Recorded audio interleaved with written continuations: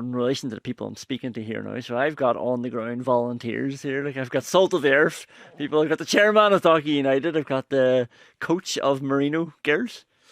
Yep. Yeah. And more prestigious. Yeah, and John, obviously you're in the Gaelic football world, but you're also an under 15 coach. So I've got people who are, they're grassroots people, and you think of my hesitance, they bring up my first topic, which is Alexander Isak, and 110 million rejected, and talking about $250,000 a week wages, maybe not enough. Dion, that must make you sick. As a well, I'm going to confess now. I was on another podcast talking about Grassroots recently. And as we finished it, I said, I'm off now to go and buy my son a Liverpool shirt. So, we all carry many elements within our own personalities and contradictions. It's saying we can hold opposing views. Yeah. In the... In Wilt Whitman's, do I contradict myself? Yeah. Very well then. I contradict myself. I am large. I contain multitudes. So, I think... That's been the dressing room at Dock United. But this must be the sort of thing, John, you're obviously coming from the GAA world as well. Not that it's a competition. Dion would hate that because he coexists very well with Kula. But, is this a sort of story? Do you see this influence in children nowadays, like looking up to that sums of money and that lifestyle? Yeah, you do. Do you know that programme that was on RTE over the last few weeks, Football Families?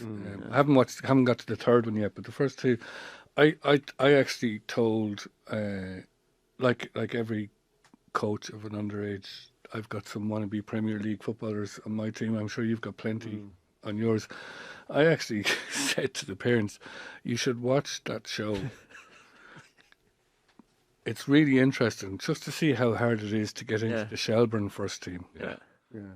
Just see how hard it is to get into the Shelbourne first team. It's just the degrees of, the look and the talent, and then the little bit after that that's required, even just to get to League of Ireland level now, is extraordinary. So when I look at stuff like Isak, I have absolutely no interest in transfer sagas.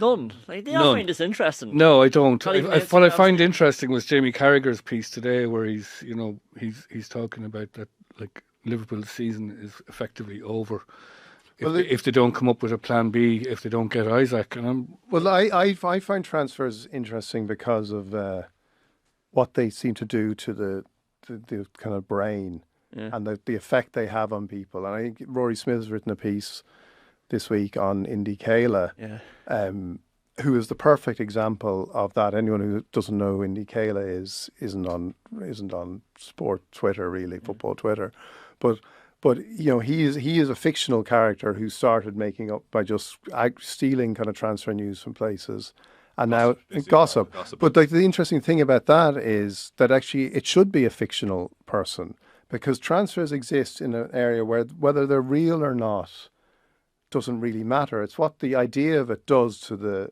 supporter. And a friend of mine, are you talking about? I'm talking about transfer sagas. No, transfer sagas. No, transfer sagas. I know that, and I get that. And the longer the better. We're going to thrash all this. But no, the transfers themselves, the way they trigger that thing. And it's funny, and it doesn't have to be like Isak is obviously a high profile player and people are excited about it, but a friend of mine, when Liverpool signed that young Italian defender, Giovanni Leone, I think his name is, last week. Now, good luck to people who'd heard of him. But a friend of mine put it best. He's saying, Liverpool really need to complete this signing of a guy I only heard of 3 days ago. You know what I mean? And you're all in. Yeah. Like, you're all in on this because this sounds right. Whatever this does to the dopamine, for me, is Announce Leone. Announce Leone. Yeah. Give me Leone. I actually think the dopamine's gone because the initial report, the Indy Kayla gossip, is the dopamine, and then what happens then in your head? You've already priced him in. You've priced in Isak. But different because it's all demoralising about he earns this amount of money and he's refusing. Yeah, but that's he's behaving like a spoilt child. Yeah, but the point on that, which is kind of interesting now in terms of transfers, is Liverpool supporters are now beginning. And it's like Jamie Carragher. They're beginning to feel like hold on, we haven't had this great transfer window. Hold on. We thought we were winning the transfer window. Now we're losing it. The important thing about that is that this bears no experience, has no impact on it.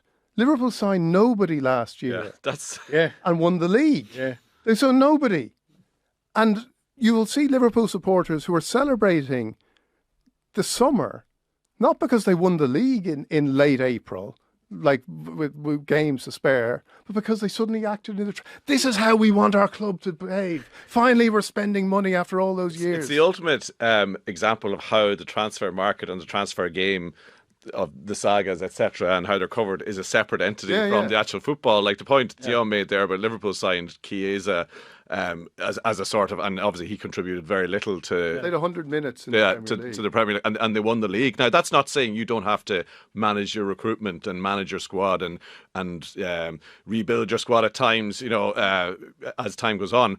But that's a separate thing from the big noisy garish transfer saga game that's played out across social media.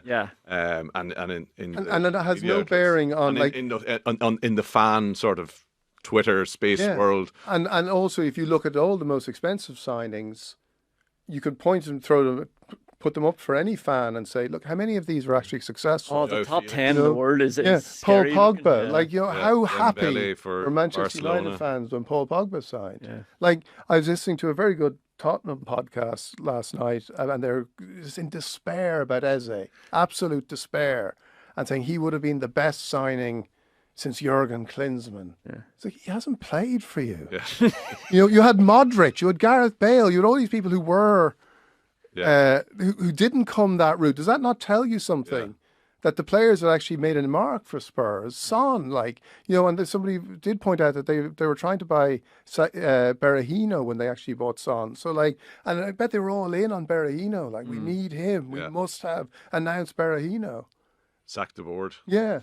So the correlation between the transfer and the success isn't real. And if you want to underline that, the most successful clubs in transfer business now are the ones whose conduct in that world is almost unnoticeable, and they're your Brightons and your Bournemouths and your sort of Moneyball data-driven clubs who sign these guys from Japanese version of the DDSL, and he comes and Matoma and players like that who nobody's ever heard of, and suddenly Chelsea are buying them for 80 million, literally 18 months later.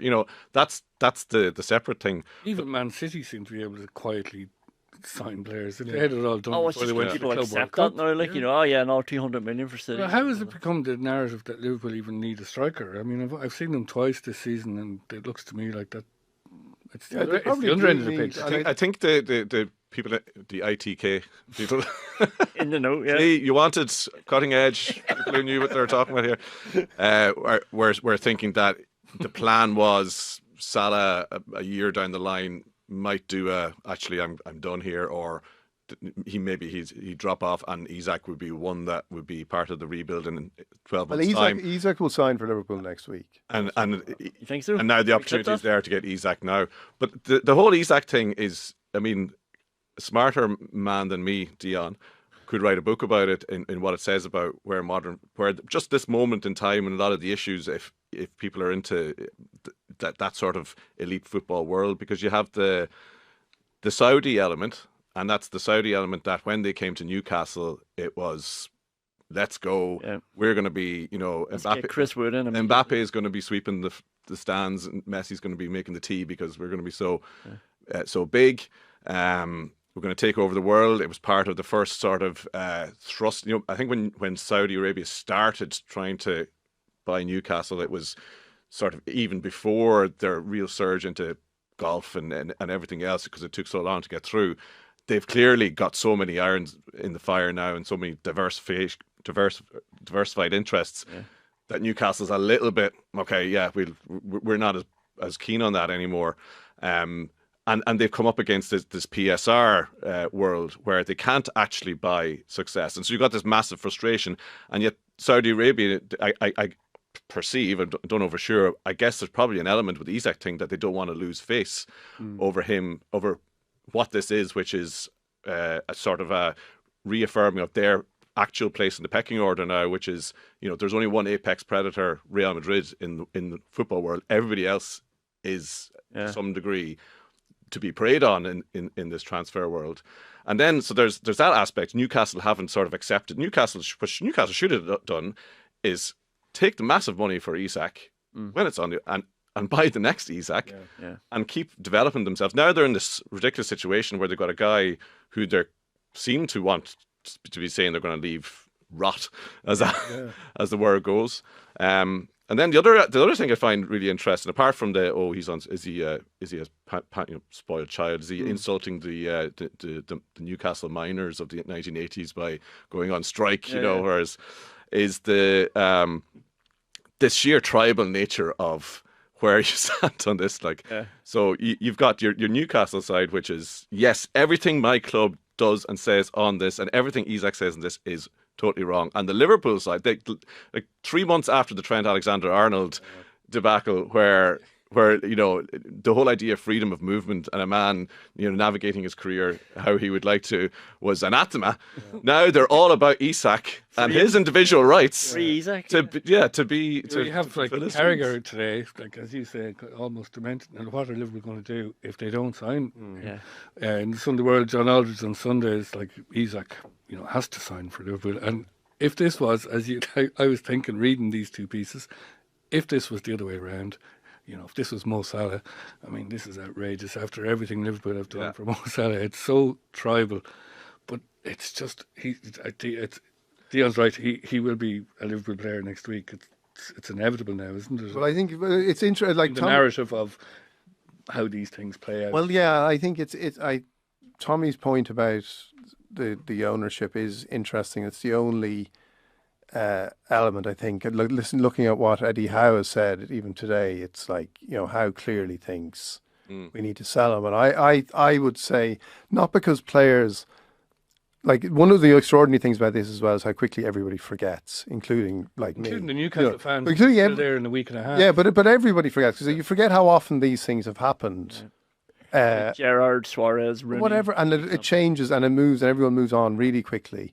And I remember when Trent Alexander-Arnold was being booed, people were saying this might affect how people feel about signing for Liverpool, because they might not think of, what if I want to leave, I'm going to be booed. And then they were winning the early part of the transfer window before they blew it. Manchester United being shite last season didn't affect anybody wanting to sign for them this summer. Yeah, but also that was completely forgotten in terms of the fan expectation at the start of the season. Manchester United are back because they had a great pre-season and Amarim was looking refreshed. But the thing about, I think one thing that has damaged Newcastle is this sense, like they taking the money for Isak would actually have been a strong move. Saying we know what to do with this money once we get it. We're in charge of this. We're in charge. Not like, we must sign a replacement. We can't let this guy go. He's gone on strike. This is desperation. There's no one. We can't find any striker. That kind of neediness is actually the thing that I think is damaging. They would have been much better off just saying, right, we'll negotiate with her. We'll get as much money as we can. Now, I still think that will happen. But they've done it in a way that kind of suggests who's running this club, who's in charge. Because the one thing that players don't care about any of this stuff. They don't care about any of this noise, but they actually do care a little bit about how are you going to, they probably care about money, but they also care about how are you going to play me? Who are you going to play me with? What are your plans? What are you thinking? And this kind of chaos suggests, we haven't really thought of it. Like, you're reading now, this is going to be a reset for the ownership at Newcastle. This moment, this incompetence has led us to see that we now must just reassert our devotion to Newcastle.